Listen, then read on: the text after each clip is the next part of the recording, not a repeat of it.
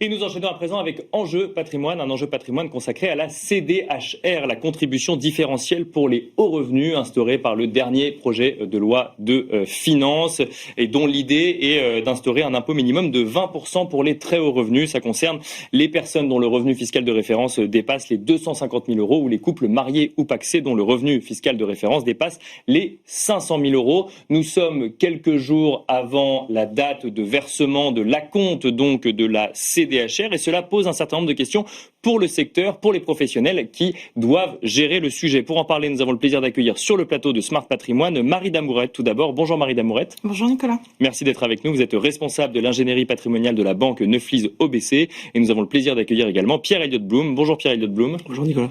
Vous êtes avocat associé spécialisé en fiscalité chez Lumet Avocat. Peut-être première question pour vous Pierre-Elliott Blum.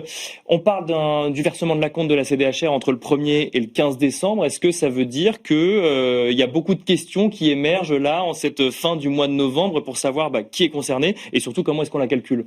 Alors il y a énormément de questions. La première question, c'est de savoir qui est effectivement concerné par la contribution. Parce que ce dont on se rend compte en pratique, c'est que les contribuables ne sont pas forcément au courant. C'est une nouvelle contribution. Soit ils ne sont pas au courant qu'elle existe, ça c'est la première des choses, soit ils ne savent pas s'ils sont dans le champ d'application ou non. Pourquoi ? Parce qu'on parle de revenu fiscal de référence, et qui est un petit peu différent du revenu fiscal de référence qu'on connaît déjà pour les autres notions fiscales telles que la CEHR ou certains avantages, réduction d'impôts ou autres. C'est le même terme, mais ça n'est pas exactement le même mode de calcul du revenu fiscal de référence. Là, par exemple, on prend en compte les dividendes. Alors, on prend quoi qu'il arrive les dividendes dans l'autre aussi, pour la CEHR, pour la notion de revenu fiscal de référence. Simplement, il y a quelques ajustements. Donc, on parle de revenu fiscal de référence ajusté. Et donc, il y a quelques ajustements à effectuer qui sont quand même assez longs. Enfin, c'est une liste qui est fixée par la loi. Il y a quelques revenus qui doivent être pris de manière réintégrée. On parle notamment du cas des réductions d'impôts ou autres. Voilà. Donc, il y a une certaine retraitement, un certain retraitement à effectuer par rapport à la notion classique de revenu fiscal de référence. Donc ça, c'est le premier écueil que l'on peut voir. Et le second... sur le premier écueil, on a toutes les infos aujourd'hui pour calculer la CDHR. C'était le second point que j'allais invoquer. C'est effectivement, il nous manque beaucoup d'informations. Pourquoi ? Parce que il y a un acompte effectivement à payer au plus tard le 15 décembre prochain. Et la difficulté qu'on rencontre, c'est que ce soit les banques ou les gestionnaires immobiliers ou même les experts comptables sont pas nécessairement en mesure de nous transmettre les informations nécessaires pour déposer la déclaration dans les délais. Un acompte de 95%, c'est ça si je dis pas de bêtises. Tout à fait. On a 2 semaines pour calculer un acompte de 95% et on n'a pas toutes les informations à ce stade pour avoir une vision un peu juste du montant, si je comprends bien. C'est exactement ça. Alors on a une petite marge d'erreur qui est accordée par l'administration fiscale, qui est de 20%. On a eu par le biais d'échanges de confrères et d'organisations représentant la pratique fiscale avec l'administration fiscale une sorte d'accord sur le fait qu'il n'y aurait pas forcément de majoration la première année si le contribuable avait de bonne foi. Donc voilà, donc malgré tout, il y a une marge d'erreur qui est possible, mais effectivement, en pratique, on a de vraies difficultés pour pouvoir respecter le délai à la fois déclaratif, mais surtout également de paiement. Marie Damourette, alors j'imagine que ça pose plein de questions d'un point de vue gestion de patrimoine. Je rebondis sur ce que nous a dit Pierre-Elliott Blum. Pas de majoration la première année, ça veut dire que c'est intégré par la profession, que le côté exceptionnel de la CDHR finalement est prévu pour durer à ce stade ? Alors effectivement, quand on regarde le projet de loi de finances qui a été déposé par le gouvernement au mois d'octobre, il y a une prorogation qui est prévue. Donc au mois d'octobre 2025 pour 2026. Exactement. Oui. Une prorogation et une modalité de calcul qui devrait être similaire. Donc c'est-à-dire un système d'acompte qui sera aussi mis en place au mois de décembre. Donc on pense que l'exercice effectivement devra le renouveler. Mais je pense que ça c'est un point vraiment très important qui était abordé, c'est que on n'a jamais eu en fait affaire à une déclaration en fin d'année qui intègre l'ensemble des revenus de l'année en cours. D'accord. Donc c'est un exercice qui est très spécifique auquel les établissements bancaires ne sont pas adaptés. En fait, on peut pas produire diffus là en cours d'année avec des données temporaires et on ne peut pas projeter non plus les revenus qui vont être perçus au mois de décembre. Donc c'est vrai que c'est au cas par cas, c'est à la demande du contribuable que les données sont envoyées et c'est là où finalement le bas blesse, c'est que le contribuable qui ne sait pas qui va être concerné n'est pas alerté. Pas forcément. Alors là, il y a eu un mailing qui a été envoyé par l'administration fiscale il y a une semaine, mais qui concerne les contribuables qui ont été topés entre guillemets comme potentiellement concernés par la CDHR au regard de leurs revenus de l'année passée. D'accord. Mais si vous êtes dans le scope de la CDHR parce que vous avez perçu des dividendes importants ou vous avez cédé une participation importante cette année, en aucun cas, en fait, quelqu'un vous prévient que vous devez faire cette déclaration. Donc là, c'est vraiment au Conseil que nous représentons aujourd'hui il faut vraiment alerter les clients sur ce sujet-là. Si je comprends bien, on peut avoir reçu le mail de l'administration fiscale et ne pas être concerné, ou on peut ne pas l'avoir reçu, mais être quand même concerné. Exactement. Et c'est à soi-même de s'en rendre compte ou à son conseil d'avertir qu'on pourrait être concerné par la CDHR. Exactement. Et la difficulté cette année, c'est que la loi de finances dont on parle, elle a été votée au mois de février. C'est vrai qu'elle a été commentée lorsqu'elle est sortie, mais là, depuis plusieurs semaines, ce qui nous occupe, c'est plutôt le projet de loi de finances. Et Bien malheureusement, les contribuables sont perdus. Pour l'année prochaine. Et donc, pour l'année prochaine. Et là, ils sont perdus. Quand on leur parle de CDHR, aujourd'hui, ils nous disent, mais vous êtes sûr que ça va être voté? Alors qu'on leur explique que ça a d'ores et déjà été voté. Donc c'est vrai qu'il y a une confusion sur les notions qui est très importante. Et nous, on sensibilise beaucoup nos clients sur ces sujets-là, parce que la pénalité, on l'a évoqué, c'est 20% quand même, en cas de défaut, en cas de retard. Donc c'est colossal. Plusieurs questions sur ce sujet. On va peut-être commencer avec vous, Marie Damorette, mais je vous poserai la question à tous les deux. Quel impact sur les dividendes? Comment on prend en compte les revenus exceptionnels? Puis on parlera peut-être du don. Mais déjà, les dividendes, est-ce que ça veut dire que stratégiquement, il faut se verser moins de dividendes en 2025 en espérant que potentiellement il y ait une évolution sur le sujet de la CDHR dans les prochains projets de loi de finances? Alors c'est vrai qu'on a la question de certains clients dirigeants qui peuvent piloter les distributions de dividendes et se disent est-ce qu'il faut que je privilégie 2025 ou 2026? Malheureusement, on pense qu'elle va être prorogée en 2026.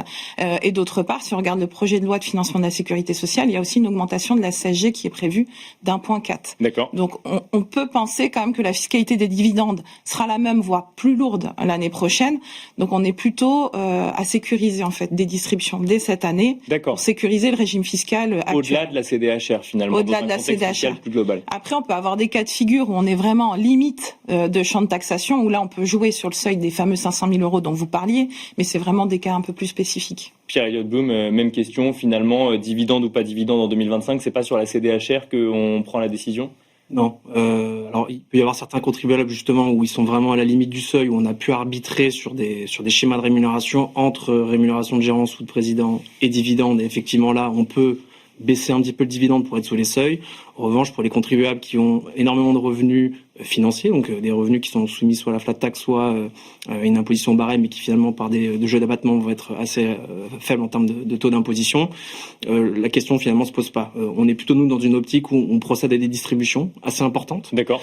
Parce que on pense effectivement que le climat fiscal n'est pas à la baisse et qu'on va avoir déjà une augmentation de la CSG qui est prévue.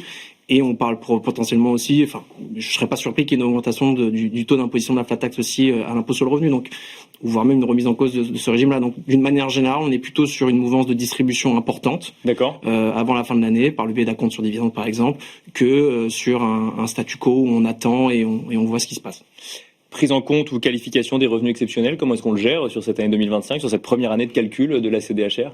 Alors, assez compliqué à déterminer. Sur les règles de principe, finalement, comme il n'y a pas tellement de définition, on s'attache à des règles de définition de revenus exceptionnels qu'on connaît dans d'autres sujets fiscaux, type le cas du quotient, le cas de la CEHR. Donc voilà, on se rattache à ces notions-là, ou même pour le crédit d'impôt, le CMR, au moment de la mise en place du prélèvement à la source. Donc voilà, c'est des choses sur lesquelles on se rattache. Donc effectivement, il y a des difficultés pratiques parce que il n'y a pas de définition, mais finalement, on pense que la définition sera celle qui est retenue de manière classique pour les autres notions fiscales. Donc, après, quand on se réfère effectivement au quotient et au CIMR, il y a eu beaucoup de jurisprudence. Alors CIMR, pour ceux qui nous écoutent, crédit d'impôt, modernité, recouvrement. Vous savez, c'est l'année blanche. Bien sûr. Quand on a eu le prélèvement à la source qui a été instauré, en fait, on n'était pas redevable de l'impôt sur ces revenus non exceptionnels. Par contre, si vous aviez des revenus exceptionnels, là, vous deviez acquitter un impôt. Donc, c'était quelque part la situation inverse.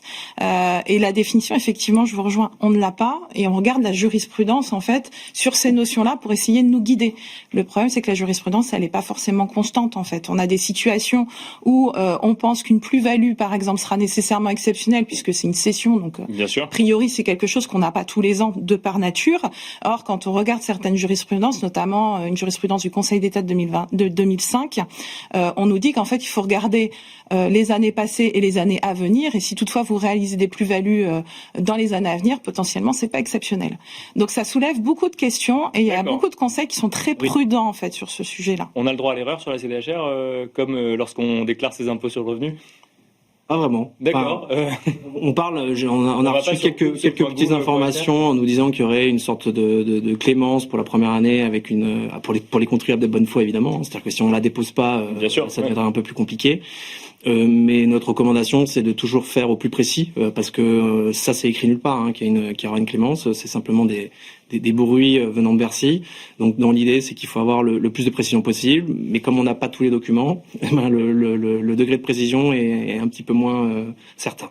Marie Damorette, il y a en revanche une certitude, c'est que si vis-à-vis d'autres impôts, on pouvait avoir accès à des réductions fiscales en lien avec des dons qu'on pouvait faire à des associations ou à des fondations, ça n'est pas le cas pour la CDHR. Donc quelque part dans le pilotage de son patrimoine, faire des dons en fin d'année pour récupérer quelque part une partie de l'impôt qu'on aurait dû verser, ça ne marchera pas pour la CDHR. Alors au-delà de penser que ça puisse agir sur la CDHR, c'est qu'en fait c'est même inefficient côté impôt sur le revenu. D'accord. En fait, certains contribuables ont pour pratique de faire des dons aux œuvres pour réduire leur impôt sur le revenu. Mais comme on va comparer le montant d'impôt sur le revenu impacté de cette réduction d'impôt à ce fameux taux de 20%, en fait, le gap sera d'autant plus important. Donc, quelque part, la réduction d'impôt au niveau de l'impôt sur le revenu, elle devient inefficace. Donc, il y a un jeu d'arbitrage, on en parlait tout à l'heure. Certains contribuables vont arbitrer parfois sur ces dons-là pour les faire, pour impacter plutôt leur IFI. D'accord. Plutôt que l'impôt sur le revenu, parce qu'effectivement, là, on va se retrouver sur une année où ça sera inefficace fiscalement. Pierre Blum, parfois, il vaut mieux ne pas faire de dons en fin d'année, dans certains cas, c'est ce que je comprends. C'est depuis cette année, oui. Pour éviter d'être encore plus taxé. Exactement, depuis cette année. On a des cas de figure où on a des clients qui ont l'habitude d'être assez généreux et de faire effectivement des donations importantes à des associations éligibles. Et on se rend compte effectivement que la CDHR neutralise l'effet de ces dons et de ces réductions d'impôts. Et donc, notre recommandation, c'était de geler les dons sur 2025 en attendant d'avoir un peu plus de précision, qui sont maintenant tombés, et de s'orienter, comme on en a pu en évoquer précédemment, sur des organismes éligibles à réduction d'IFI. D'accord. Parce que, pour le coup, ça sera toujours opérant.